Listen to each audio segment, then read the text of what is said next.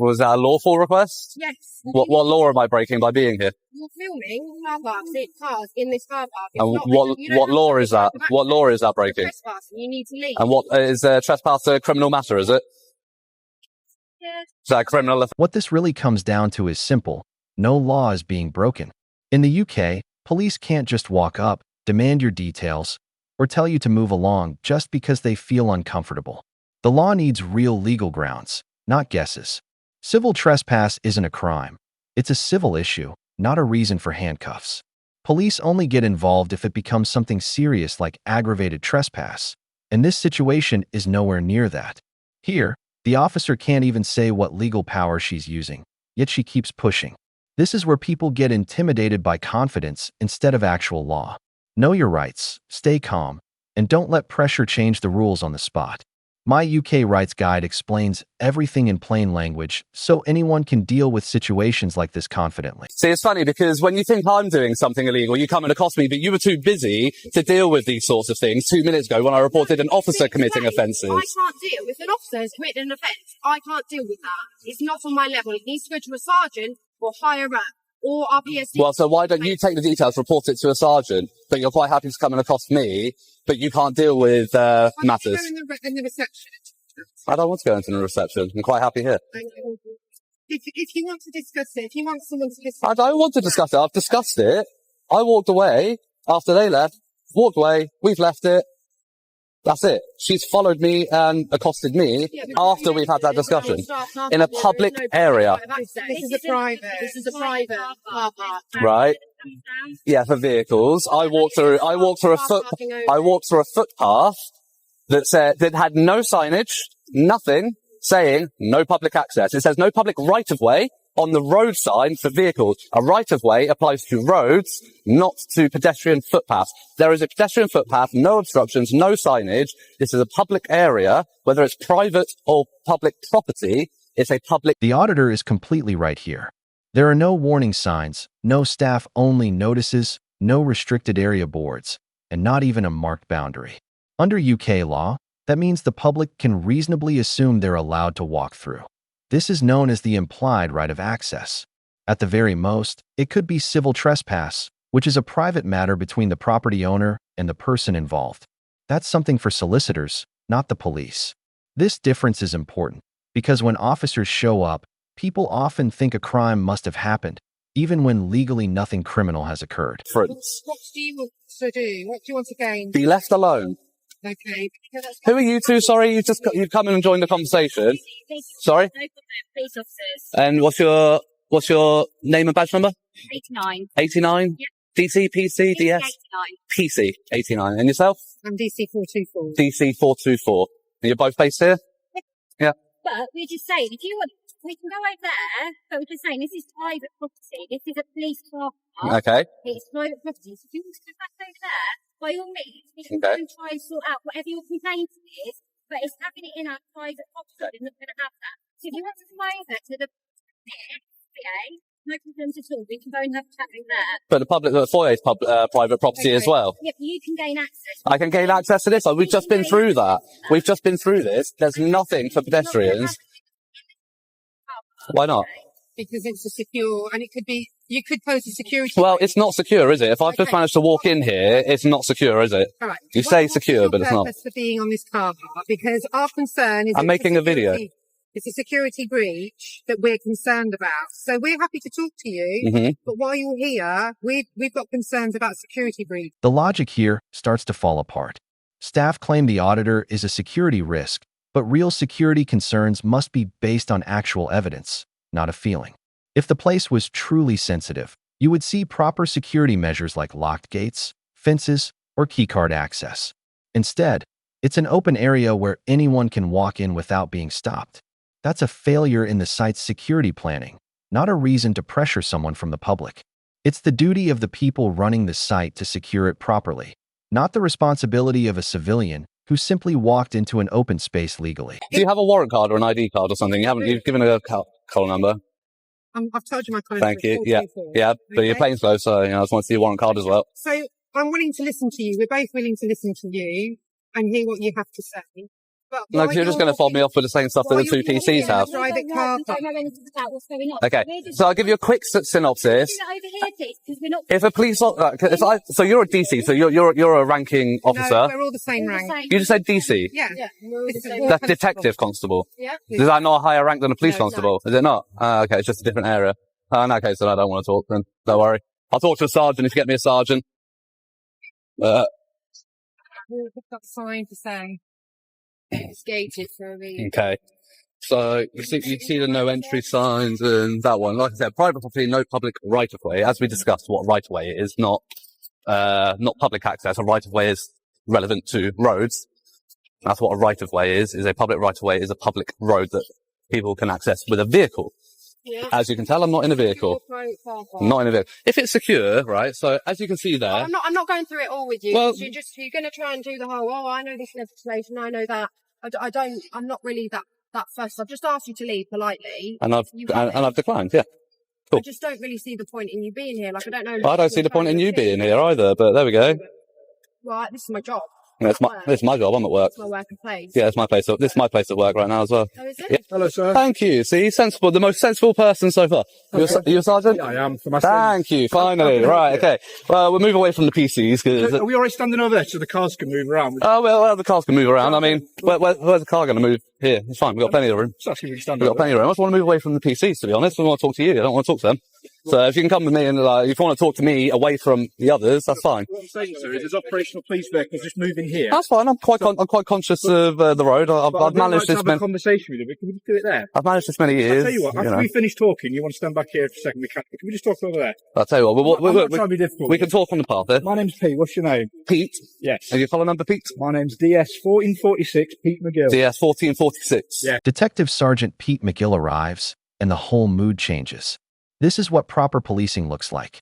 He listens carefully, considers the facts, and admits the signs aren't clear. He explains the difference between a civil matter and a criminal one, making everything easier to understand. His respectful tone, clear language, and calm attitude instantly reduce tension. He isn't giving up his authority, he's using it smartly.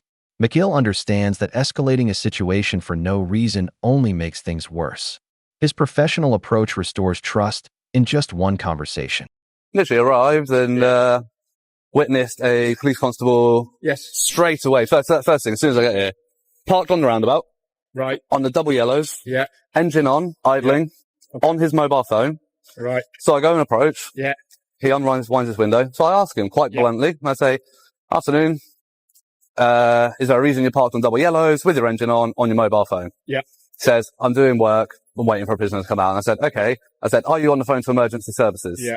Are you paying at a drive-through? Okay.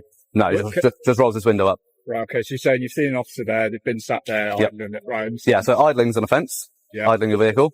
Being on your phone with the engine on, unless you're on the phone to 999 Yeah. or paying at a drive-through. Those are the exceptions to the new legislation. Yeah. Both offences. Look at how McGill handles the situation.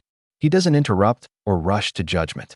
Meanwhile, the auditor is calmly recording everything, including small but important mistakes, like vehicles left running where they shouldn't be and officers using their phones while driving. These things are easy to overlook if no one is watching. That's the real purpose of an audit. It's not about causing drama. It's about making things visible. Even small errors matter, especially when officers are supposed to follow the same laws they enforce. Careful observation keeps everyone accountable, because without it, these details quietly get ignored. Can you introduce yourself? I didn't know, and I'm not, no. What name would you like me to refer to you as? You don't have to give your name at all, but You can call me Sir or Power. You can call me Power. Yeah. Power. Yeah. Let's go with Power. Yeah. I'll go with Sir, because Power just that's I didn't think you'd like it. That's why I said it. That's why I gave it as an option. I didn't think you would. Mr. Power. Does that sound right to you? Mr. Power. That'd Go with be Mr. Power. No, my ego's not that big. Don't worry. Well, you could call yourself Power, you can have a little one. Right, okay. Basically, mate, you are absolutely entitled to film any vehicles you want around here. Yep. Not a problem. You have, if officers want to speak to officers, that's not an issue. Yep. The other thing I'd say is this area of the car is a private car park. It is. Work. Yep. So if you wanted to literally step on that pavement there and film my officers, film the cars, there's not an issue whatsoever. So, that's fine. I appreciate that. I appreciate that. So, the discussion I was trying to have with them, or trying to tell them, right? So they're saying it's secure, it's restricted, you got the gates and all that. I said, and that sign up there says private property, no public right of way. A right-of-way is a public road, Yes. right? It's not a public pavement. A right-of-way is This is a private. yes, premises. okay, but I'm getting to that bit. Okay, bear with me. So, yes, it's private, but in a private premises, you can still have a public area. A public area does not define whether it's public property or not. A public area. Okay, so But you're as looking to check. no, so as I've walked up towards the reception area, and then I've literally walked through here. Yeah. No signage for pedestrians saying private property, no public access. You know That would be the completely key. agree with you. Yeah. All right. So yes, it is private property. Until I was asked to leave. Yeah. It's publicly accessible. It's still public area. It's still a public area. It's still publicly accessible. The only thing is you have the right to repeal that implied right of access. Yes. And you know what? Don't disagree with anything you've just said there, Mr. Howard. Not a problem. I agree the signage should be better here. Yeah. But equally, you're here to do an audit. I'm guessing that's your role. Well done. To do that, yes. It's not my first time on the road. McGill doesn't try to show off or start an argument. He admits the signs could be clearer and accepts that the auditor has every right to be there. The way he handles the situation, by listening, thinking it through, and responding calmly, shows the kind of good judgment that prevents things from turning into conflicts. It may seem subtle, but it's very effective. A single professional interaction like this can repair a lot of the bad impression created earlier. Other officers could learn from the way he conducts himself. You can and can't do. I've got an absolute issue. Anything you've described so far, I don't have a problem. In terms of the officer, and if you've had an issue, if you filmed something, if you do want to make a complaint about that. I don't want to go through online. I was told a sergeant could deal with it. I've got his collar number. I've got his name. I want to report that to you now. If you want to take down his details, and you can deal with it. Right. We can have a chat about whatever's happened there. But in terms of, you've raised a few things, haven't you? So right now, that implied consent for sign is removed. So are we okay just standing over here now that that's been removed so we can talk? No, I'm still going to stay here. Okay, but I'm trying to be courteous to you. I know, and I appreciate that, and that's why I'm not being as belligerent with you. But I am going to stand firm on where I stand, on where I am standing, literally. But I don't understand why, if we've just covered that it's private premises and that implied right has been removed. Yeah. Because I agree, it isn't enough signage. Because can you help me understand that rationale? Because at the end of the day, they were. Not a gentleman, I've not met him yet, but the ladies were so belligerent about it, and the fact that I absolutely couldn't be here, I absolutely was doing something wrong, especially the blonde officer. So I tried to raise the incident with the guy parked in his marked vehicle and doing all of that. Tried to raise it with her, I was not interested, not her business, because she's a response officer. But then as soon as I come on here, she's got time to deal with that, but she can't deal with that. You see what I mean? That seems like a favourability towards another police officer, the thick blue wall, as we call it, standing behind the thin blue line, and not holding up her. No, I'm not saying you are, but she's not holding up her oath. Neither was the other gentleman I spoke to. But she's got plenty of time to come and deal with this, apparently, but she doesn't have time to deal with that. What I can say is, if anyone has in any way talked to you and you felt it wasn't being courteous, I can only apologise for that, because ideally we don't want to have that kind of discourse. It's not even about the courtesy. You're a switched on bloke. You know exactly what you do with these audits. You understand that they're going to provoke a reaction in terms of a security response. That's going to happen, isn't it? Not always. I've been to plenty of places, plenty of police stations, headquarters, where they just leave me to it. Okay, but I'd imagine they would have spoke to you they would have said hello. They didn't say anything to you. Okay, well that might be because they didn't notice. Generally speaking, they see me. They might give a wave, but in a police station car park going around different cars, we'd usually stop to say, just as I've done with you, I'm not demanding your details. You don't give me them, as you bloody well know. Not trying to make your life in any way difficult. And in fact, I want to help enable you to do your audit and what you want to do. But as you've just explained, once that right has been revoked for the private premises, it's been revoked. Right. So the fact that you have been treated poorly, or you feel like someone's been rude to you, that doesn't change the fact that it's been revoked, does it? And it doesn't. But once it's been revoked, it becomes an issue of civil trespass, doesn't it?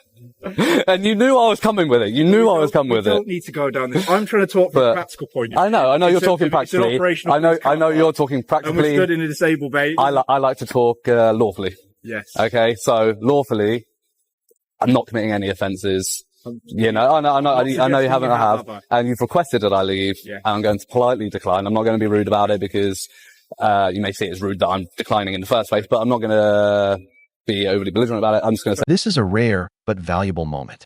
The auditor confidently stands on their legal rights, and the sergeant responds with the same level of respect.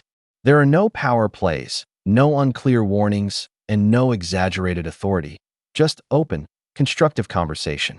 It's a perfect example of how accountability works best when both sides know the rules and communicate properly.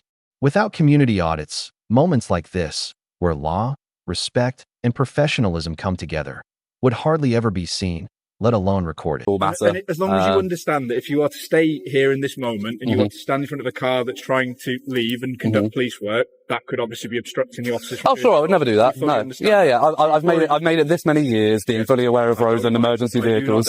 You know, I've never been hit by a car yet. So how are we rating so far? How are we doing? We had a rough start by the sounds of it on your audit. Has it improved as we're going along? I'd say sorry, 2 seconds. Yeah, you've been better. Yeah, I must admit. Yeah, so well, it's a learning experience for me. We don't have this every day. No, it's good to see a sergeant leading by example. Yeah. Hopefully, the PCs and DCs do pick up on your example. I know you want a bit of reaction. No, I'm not giving a reaction. I'm genuinely stating that I really hope that they pick up on how you've led by example here, and they take some lessons on how you've dealt with this and how you've been so professional, calm about it. You're going to make me blush. You and me like this. No, because you have, and you asked my name, but you didn't push it, so that's fine. But other than that, that's just for politeness. I'm not demanding. No, exactly. How would you like me to refer to you? Yeah, and that's absolutely. What today showed is simple but important. Calm, careful, and professional policing really makes a difference. It also showed why audits shouldn't be seen as annoyances. They help protect both the public and the police. Small mistakes, like a missing sign or a brief lapse in attention, can become big problems if no one notices. My Know Your Rights guide isn't just for auditors or confrontations. It's for anyone who values clear information and facts over guesswork. Knowledge and respect work together, not against each other. Stay informed and use it wisely, and you'll handle these situations with confidence.